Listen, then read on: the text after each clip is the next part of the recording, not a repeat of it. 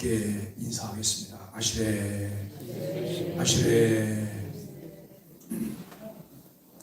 오늘 우리는 마태복음 26장 26절로 35절까지 말씀을 통해서 언약의 피, 영원한 유월절이라고 하는 주제와 함께 말씀을 나누려고 합니다. 어제 우리는 헌신과 배신 사이에서 향유를 쏟아부은 여인과 은 30에 주님을 판 유다의 모습을 함께 살펴보았습니다. 하나님께 향기로운 제사를 드린 사람은 잊혀지지 아니하고 복음이 전하는 곳에 영원히 기억될 것이다 라고 말씀하시지만, 주님을 값으로 계산한 자는 스스로의 어두움에 갇혀버린 그의 최후를 우리는 볼 수 있었습니다. 오늘 본문은 예수님께서 십자가를 앞두고 제자들과 함께 마지막 식탁을 나누시는 장면입니다. 지난 주일에 우리가 성찬식을 했는데, 그 성찬식을 행함과 같이 이제 예수님이 제자들과 함께 마지막 만찬을 하시게 되죠. 이 식탁은 단순한 작별 식사가 아닙니다. 영원한 언약이 맺어지는 자리, 그 새로운 유월절의 시작임을 우리는 알게 됩니다. 여러분 어떠세요? 교회 생활하면서 설교를 듣다 보면 이렇게 이제 영원한 언약이라든지 새로운 유월절이라든지 이런 말씀을 이렇게 듣게 되면 구약 성경에 하나님께서 언약하셨던 내용들이 쭉 필름이 지나가는 것처럼 연상이 되세요. 그리고 그 첫 번째 유월절인 출애굽 사건 때 있었던 그 유월절 그림들이 쭉 지나가세요. 여러분, 이 그림이 지나가는 것과 그림이 지나가지 않는 것은 굉장히 차이가 있는 거 아세요? 성경을 꾸준히 읽고 그 내용을 알고 있는 분들은 설교를 듣다 보면 그 말씀들이 연상이 되는 거예요. 이게 연상이 되면서 내게 더 큰 은혜가 있어요. 말씀 묵상을 매번 꾸준히 한다고 하는 것은 그런 유익이죠. 우리는 아침 묵상을 통해서 창세기를 1장부터 50장까지 100번 넘게 그 아침 묵상을 했어요. 근데 창세기 묵상을 하는 동안 이 언약이라는 부분이 얼마나 우리 마음 가운데 정말 강하게 각인이 되는지 몰라요. 그리고 창세기를 묵상하는 동안 하나님의 주권적인 섭리라고 하는 것이 얼마나 대단한가라고 하는 것을 알게 돼요. 이와 같은 것들을 알게 되잖아요. 그러면 이 마음 가운데 동시에 이루어지는 게 있는데요. 그게 뭐냐면 믿음과 함께 평안함이에요. 아, 그래. 내 눈에 보이지 않지만 하나님은 살아계신데 이렇게 지금도 역사하고 계셔 라고 하는 것이 믿어지는 거예요. 여러분, 이런 것들이 믿어지고 하나님에 대해서 내가 좀 더 바르게 알아가게 되면 그것을 통해서 굳건한 믿음을 갖게 돼요. 헛된 것을 추구하지 않는다는 거예요. 하나님과 함께 걸어가면서 매일매일 삶 가운데 우리에게 주시는 은혜로 우리가 충만한 그리스도인의 삶을 살게 된다고 하는 것을 알게 됩니다. 오늘 이 본문 속에서 우리가 함께 살펴볼 수 있는 것은 언약의 피예요. 그리고 이 십자가의 식탁이라고 하는 부분인데요. 26장 26절로 29절까지 말씀을 보면 떡과 잔을 통해 보여주신 구속 언약이라고 하는 거예요. 여러분, 성경은 창세기부터 요한계시록까지가 하나님의 언약이에요. 그래서 몇 가지 주제를 뽑는다고 하면 하나님의 나라, 하나님의 언약, 하나님의 주권, 이런 것들을 우리가 여러분 뽑아낼 수 있어요. 그래서 창세기 1장부터 요한계시록 마지막까지 이런 주제에서 우리가 성경을 쭉 연결해서 성경을 볼 수 있는 거예요. 그냥 아무 구절이나 하나씩 뽑아다가 그 구절이 나에게 복 줄 거라고 생각하고 여러분 붙들고 늘어지는 그런 어리석음을 우리가 버리셔야 돼요. 전체 전후 문맥들을 보셔야 돼요. 스토리가 있는 여러분 이야기거든요. 스토리가 있어요. 다 연결이 돼 있어요. 무엇을 말씀하시려고 하는지를 우리가 자세히 보는 것이 우리에게 필요해요. 예수님은 떡을 들어서 이것은 내 몸이다, 잔을 들어서 이것은 죄사함을 얻게 알고 많은 사람을 위하여 흘리는 바 나의 피 곧 언약의 피다라고 예수님이 말씀하시죠. 이 구약의 유월절은 출애굽을 위한 하나님의 계획들이 진행되던 일로 어린 양의 피를 문 좌우 설주와 임방에 바를 때에 그 피를 인한 심판 면제하겠다고 하는 하나님의 약속이에요. 예수 그리스도의 보혈이 우리들에게 분명한 약속이에요. 그리스도의 보혈로 우리가 죄 씻음을 얻게 돼요. 그리스도의 보혈이 우리의 죄를 덮어줌으로 우리가 의롭다 칭함을 받게 되었어요. 문설주에 바른 어린 양의 피는 죽음을 지나가게 돼요. 그래서 여러분 유월절이라고 하는 거예요. 넘어간다는 거예요. 넘어간다. 그 피를 바른 집은, 약속을 믿고 피를 바른 집은 넘어가는 거예요. 어쩌면 이스라엘 사람들이 아닌 애굽 사람들 중에서도 여러분 그들이 피를 바르니까 혹시나 자기들도 피를 바른 집이 있을지 모르겠어요. 그 집도 피를 바른 것 때문에 아마 넘어갔을 거예요. 그러나 이스라엘 사람들 중에서도 무슨 그 쓸데없는 짓을 해? 이러면서 여러분 그에 순종하지 않은 집은 그날 밤중에 곡소리가 난 거죠. 처음 난 것들은 다 죽게 되는 것, 이 모습을 우리가 보게 됩니다.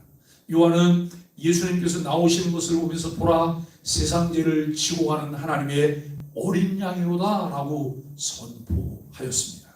그렇습니다. 오늘 예수님은 자기 자신을 어린 양이라 계시해요. 여러분 요한복음을 읽으면서 요한복음의 특징은 뭐냐면 나는 무엇이다 라고 하는 거예요. 에고 에임이라고 하는 말인데요. 나는 무엇이다 라고 하는 이 말이 계속 반복되면서 요한복음 전체가 구성되어 있어요. 마태, 마가, 누가, 요한복음 네 권의 책이 있잖아요. 다 복음서예요. 그런데 마태, 마가, 누가만 무슨 복음이라고 얘기해요? 공간복음이라 그래요. 공간복음. 공통된 내용이 함께 많이 나오는 책이기 때문에 공간복음이에요. 근데 요한복음은 복음서이면서도 이 공간복음과는 또 다른 관점에서 이 복음서를 기록하고 있어요. 나는 무엇이다, 나는 뭐다 라고 하는 이 예수님의 그 증언들이 계속해서 나와요. 그래서 요한복음 끝자락에 보면 이 요한복음을 기록한 목적이 있어요. 그가 하나님의 아들 그리스도라고 하는 것을 믿음으로 영생을 얻게 하기 위해서 여러분 이 책을 기록하고 있다라고 우리에게 말씀하고 있습니다. 이전까지는 동물이 대신해서 희생하며 그의 피로 속죄의 제사를 드렸죠. 이제는 예수 그리스도가 단번에 대속제물이 되심으로 그의 피로 영원한 유월절이 완성되었다고 하는 것입니다. 유월절 식탁은 더 이상 과거를 기억하는 것에 그치지 않고 십자가로 이어지는 구속의 길로 나아가게 되는 것이죠. 26장 30절로 35절까지 말씀을 보면 찬송과 함께 나아가는 십자가의 길, 그러나 인간의 연약함을 우리는 볼 수가 있습니다. 여러분 유월절 식사를 마친 후에 그들은 찬미하며 감람산으로 나아갑니다. 예수님이 지금 감람산으로 왜 가는 거죠? 죽기 위해서요. 십자가를 지기 위해서요. 제자들은 아무것도 모르고 여러분 예수님이 찬미하니까 그냥 룰루랄라 하면서 가는 거예요. 그런데 예수님은 명확하게 그 일을 다 하시잖아요. 심한 통곡과 눈물로 간구와 소원을 올렸던 주님이에요. 그러나 고난을 통해서 예수님이 무엇을 배우셨다고요? 순종을 배우셨다고요. 삶을 통해서 우리가 순종을 배워야 돼요. 가끔 제게 전화를 하시는 권사님들이 계세요. 목사님, 기도제목이 생겼어요. 집에 이런 일이 생겼어요. 어떻게 하면 좋아요? 근데 제 마음에는 늘 대답이 한결같아요. 권사님, 어떻게 하면 좋을지는 아무 걱정 안 하셔도 돼요. 그냥 편안하게 받아들이시면서 가시면 돼요. 편안하게 받아들이면서 가시면 된다고요. 여러분 아이들을 보고 어디를 가다 보면 아이들은 참 부산스럽거든요. 이 아이들을 놓칠까봐 부모는 손을 꼭 잡아요. 그런데 아이는 뿌리쳐요. 자기 마음대로 하고 싶어서 막 뿌리쳐요. 그러다가 또 여러분 좀 무서운 장면을 보게 되면 아이는 부모가 붙잡고 있음에도 불구하고 무서워서 가지도 못하고 이러고 있어요. 그냥 편안하게 편안하게 가면 되는 거예요. 붙들려서. 이게 인생길이에요. 성경을 알고 주님을 믿고 주님과 교제가, 이 영적 교제들이 이루어지는 사람들은 매일매일 삶 가운데 이 평안함을 누리는 거예요. 근데 그렇지 못하면 걱정도 팔자가 되는 거예요. 걱정이 많아요. 어떡하지? 어떡하지? 그래서 얼굴에 수심이 가득해요. 자, 여러분, 저를 보고 한번 무서워 봐주세요. 이렇게 웃으면 여기에 내천자가 그려지나요? 찌푸려 보세요. 찌푸리면 내천자가 그려. 인생이 편안하지 않은 거예요. 네? 거울을 가끔 보시면서 확인해 보세요. 내 얼굴에 어떤, 그냥 아무 생각 없이 가서 이렇게 보세요. 어떤 사람은 내천자, 요즘 수심이 많은 거예요. 근데 가서 거울을 보고 가자마자 이리저리 그러지 마시고 편안하게 한번 보시면서 주님께 맡기셔야 돼요. 주님은 십자가의 길도 뭘 하시면서 가신다고요? 찬미하며 가셨다는 거예요. 여러분, 그들은 찬미하며 이제 감람산으로 나아가게 되는데, 이 찬미는 보통 시편 113편에서 118편 중 하나로 6월절 전통 찬송입니다. 십자가를 향한 걸음은 찬송 속에서 시작되는 거예요. 주와 같이 길 가는 곳 즐거운 일 아닌가. 진짜 그런가요? 그렇게 되시기를 바랍니다.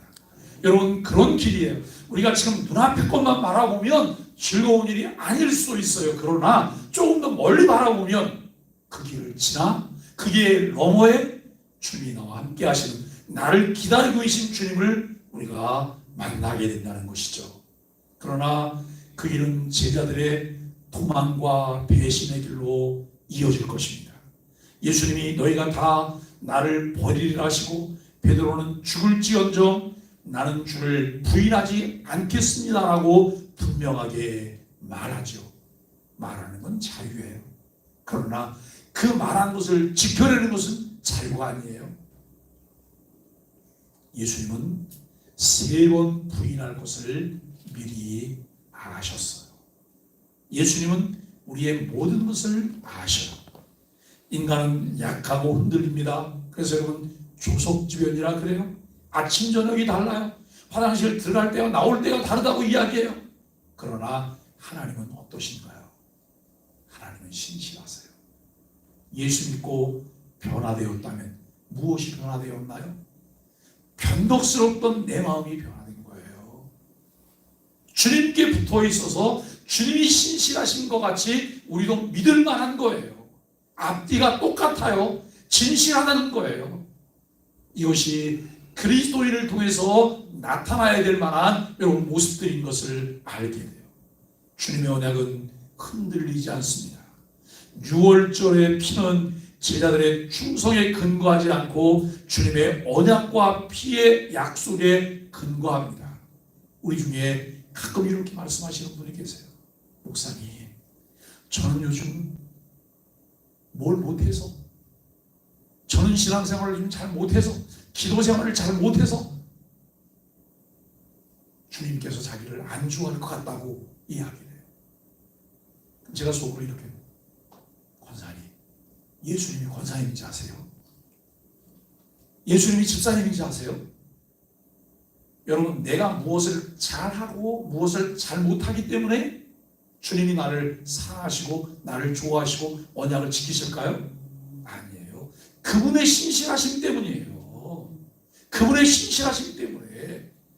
우리가 신앙생활 하다 보면 어떤 분들은 예민한 분들이 계세요. 그래서 여러분 이렇게 말을 해요. 목사님, 저는 할 수 있는 게 아무것도 없어서요. 할 수 있는 게 아무것도 없어서. 뭘 하시려고요? 뭘 하시려고요? 요즘은 뭐 돈도 없어서 헌금도. 주님이 돈을 원하세요? 늘 여러분 헌금에 관한 부담을 내려놓으셔야 돼요.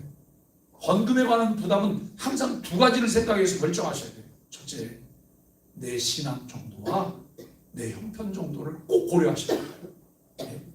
신앙이 있는 것만큼 하나님 앞에 내가 드릴 수 있는 거잖아요. 그런데 신앙은 있는데 돈이 없어요.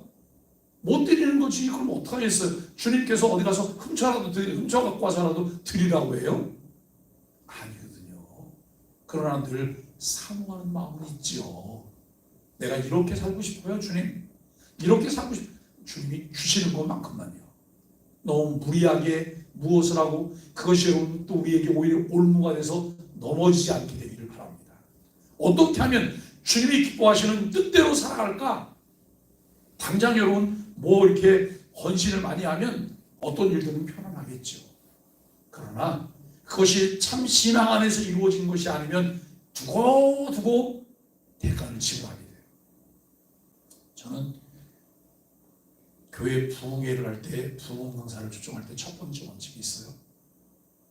목회를 잘하는 강사를 초대한다. 이게 제 첫 번째 원칙이에요. 그런데 한번 부흥 강사를 초대한 적이 있어요. 부흥 강사를 초대했는데 평상시에 부흥회 때 헌금이 한 1,000만 원 정도쯤 나온다고 생각. 그때 한 6천만 원 나오더라고요. 근데요, 제가 시간이 지나면서 알게 됐어요. 그게 뭔지 아세요? 그 6천만 원이 시간이 지나면서 빠져요. 왜냐하면 우리 형편들이 비슷비슷하기 때문에 그 헌금을 어떻게 내신 거예요? 선불하시면 선불을. 선불해서 다음에 낼 헌금이 없으신 거예요. 아, 그럴 수도 있구나. 그럴 수도 있구나. 오늘 우리는 제자들의 충성의 근거에서 예수님께서 언약의 피를 흘리신 것이 아니시잖아요.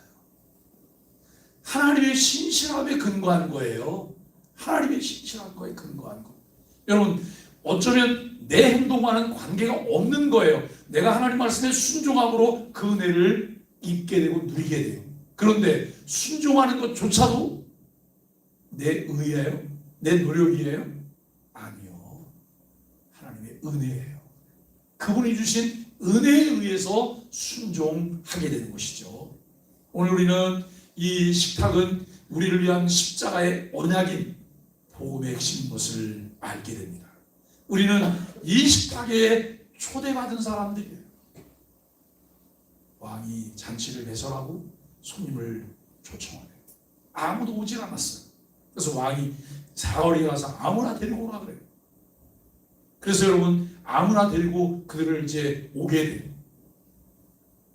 오늘 우리는 초대받은 자로 주님에게 나온 사람들인 것을 기억합니다. 떡과 잔은 단지 예식이 아니라 십자가의 은혜가 손에 잡히게 된 순간임을 알게 됩니다. 언약의 피는 죄인을 위해서 흘려졌습니다. 이 피로 우리는 정결함을 얻고, 이 피로 우리는 하나님의 백성이라고 하는 새 언약에 참여하게 된 새 백성이 되었습니다. 여러분 그렇게 믿으세요? 우리는 새 백성이에요. 그냥 힘도 이렇게 해갖고 뭐가 재미가 있어요? 네? 하나님은 이 언약을 취소하지 않으세요. 우리는 뭐 하다가 좀 마음에 안 들면 안 한다 그러잖아요. 뭘 준다 그랬다가 좀 마음에 안 들면 안 준다 그래요. 그런데 하나님은 그런 일이 없으세요. 하나님은 거기에 따른 리스크도 하나님이 다 감당하세요. 그분이 안고 가시는 거예요.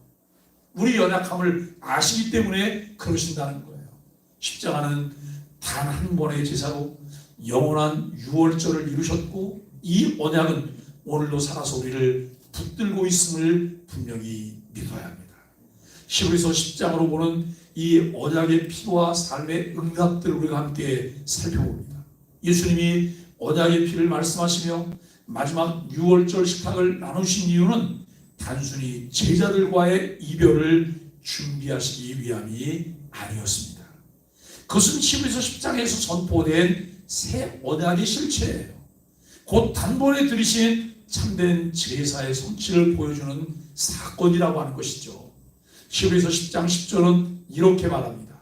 이 뜻을 따라 예수 그리스도의 몸을 단번에 들이심으로 말미암아 우리가 뭘 얻었다고요? 거룩함을 얻었다 그래요. 예? 단번에 들이심으로 말미암아 우리가 거룩함을 얻었노라. 이것은 의롭다고 칭함을 하는 거예요. 그런데 실제로 우리가 의로운 사람이 되었어요? 죄 가운데 살아요. 예수 그리스도를 믿음으로 의롭다 칭함을 받았고 구원의 보증을 받았지만 여전히 우리는 죄의 몸 안에서 죄의 오염 때문에 우리를 통해 악취가 풍겨나요. 그래서 구원의 보증은 단번에 받았지만 성화는 어떻게 이루어져요? 점진적으로 끊임없이 거룩함을 추구하면서 나아가야 되는 이유가 무엇일까요? 죄의 오염을 벗겨내는 거예요. 이것을 걷어내는 작업들을 우리가 계속해서 하게 되는 것이죠. 예수님의 피는 반복적인 희생이 아니라 영원한 효력을 지닌 단 한 번의 희생입니다. 그리고 이 희생은 우리를 단순히 용서하는 데 그치지 않고 하나님 앞에 담대히 나갈 수 있는 새롭고 산 길을 여셨습니다. 이방인의 뜰이 있고, 그 다음에 여러분 성소가 있고, 그리고 여러분 지성소가 있어요. 지성소는 대제사장만 1년에 한 번 들어갈 수 있어요. 그런데 예수님이 십자가에 못 박혀 죽으실 때에 성전 휘장이 찢어졌어요. 위에서 아래로. 이 성전 휘장을 여러분 히브리서에서 뭐라고 말하냐면 나의 육체다, 예수님의 육체다라고 말해요. 예수님의 몸이 찢기심으로 성소와 지성소 사이를 나눴던, 가로막았던 막힌 담이 허물어진 거예요. 우리가 예수 그리스도를 주로 믿게 되었을 때 하나님과 우리 사이에 막힌 담도 허물어진 거예요. 여러분, 이와 같은 사실을 믿고 우리가 하나님 앞에 담대히 나갈 수 있는 새롭고 산 길이 열렸다고 하는 것을 믿음으로 받아들이며 매일매일 그 길을 걸어가실 수 있으셔야 돼요. 우리는 매일이 고난주간이며 매일이 부활주일입니다. 고난주간을 슬픔만으로 묵상하지 않습니다. 그 필리핀에서 가톨릭 사람들은 고난주간이 되면 고행을 해요. 고행을 통해서 고난에 참여를 해요. 그래서 어떤 이들은 무릎으로 이 계단을 올라가기도 해요. 그리고 어떤 이는 전봇대 위에 가서 서 있기도 해요. 수평을 잡으면서. 떨어지면 죽는 거예요. 이거 왜 하죠? 자기 훈련한다고요. 주님은 그걸 요구하지 않았어요. 주님이 십자가를 지셨잖아요. 그런데 주님께서 우리에게도 그 십자가를 죽으라고 이야기하세요? 아니에요. 주님이 죽으셨기 때문에 우리는 주님께 순종함으로 십자가의 죽음을 통한 혜택을 누리라고 말씀하시는 거예요. 그래서 이 고난주간을 통해서 우리가 봐야 될 것이 뭐냐면 십자가의 죽음이 우리에게 가져다 주는 애가 무엇인지를 깨닫게 되는 거예요. 기독교인의 삶은 슬픈 삶이 아니에요. 늘 기쁨이에요. 감사해요. 평안이에요. 자신만만한 거예요. 왜요? 주님 때문에. 믿는 구석이 있거든요. 그분께서 이미 그 앞서서 지나가셨기 때문에 우리는 주님을 따라가는 거예요. 이미 고난을 넘어 우리에게 부활의 영원한 소망과 기쁨을 주셨기 때문에 그 고난의 의미를 깊이 새기며 영원한 생명을 주신 하나님을 찬양하게 됩니다.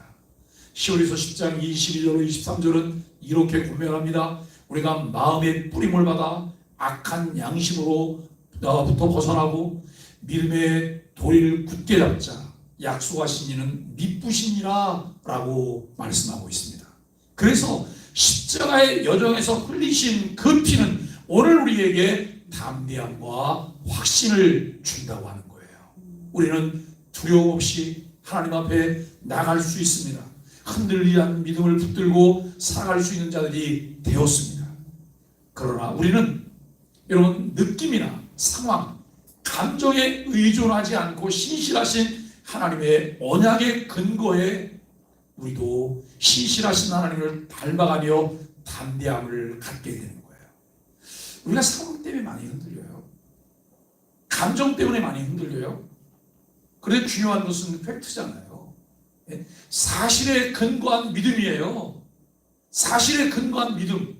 나는 여러분 감정이 상했을 때, 상황이 안 좋을 때는 주님의 손을 놓기도 하지만 주님은 한 번도 내 손을 놓으신 적이 없으시잖아요.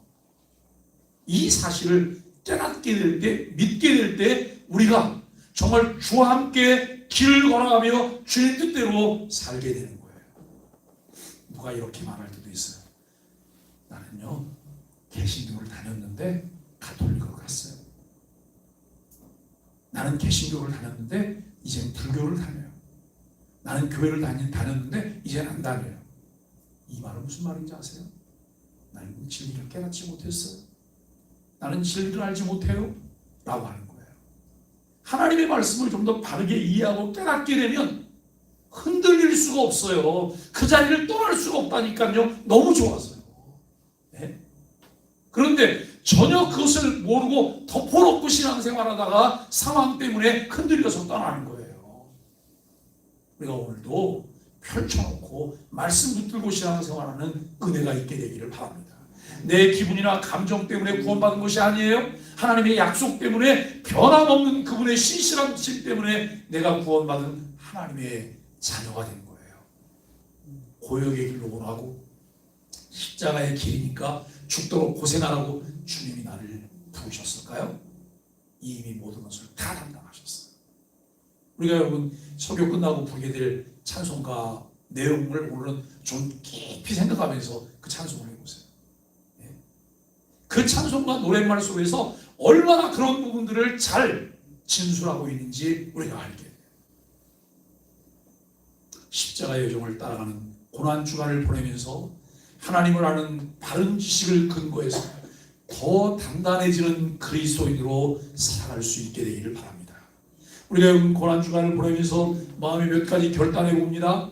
언약의 피 실천으로 우리가 응답할 수 있게 되기를 바랍니다. 주님, 오늘도 피 흘리신 은혜로 하나님께 담대히 나아갑니다.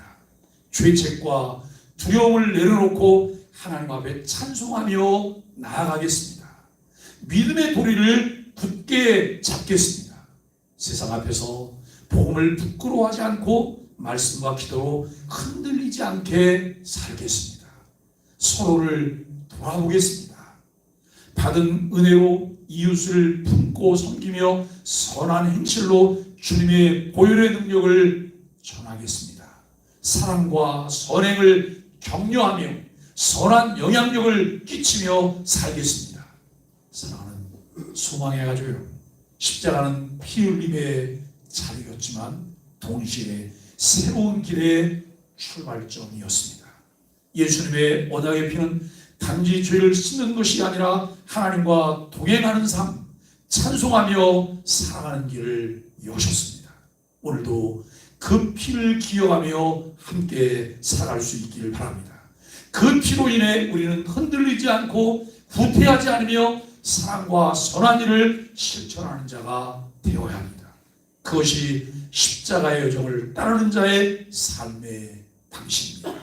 이제 예수 그리스도의 복음의 가치가 무엇인지를 더 명확하게 깨닫고 하나님의 뜻을 이루는 일에 사용되기 위해 천천히 꾸준히 계속 십자가의 여정을 따르는 소망의 가족들이 되시기를 예수 그리스도 이름으로